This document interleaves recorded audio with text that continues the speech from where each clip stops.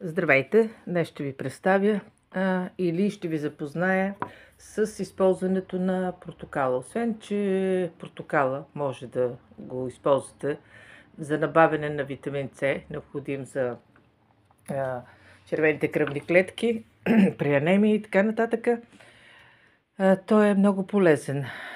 Това е домашен портокал, измит, много хубаво със содичка. Отделяла съм корите, защото ето виждате, тук имам сладко от портокалови корички съм направила с поръсен с канела отгоре и вътре също и с печени орехови ядки.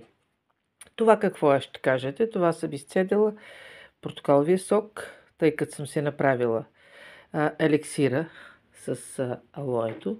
Ето го.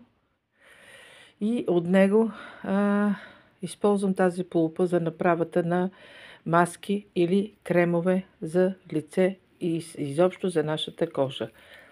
Чули ли сте за портокалова кожа? Ето. Това е, което ще ви направи кожата хубава, мека и нежна. Освен сладко, съм направила и ликьор. Ето го тук. Това е ликьорът от портокаловите кори.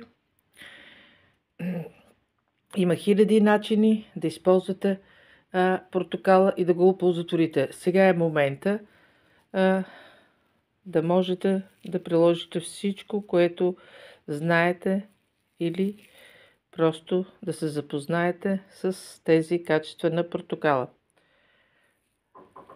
За повече информация следете ме в моят канал, в YouTube канал и в групата за народна медицина.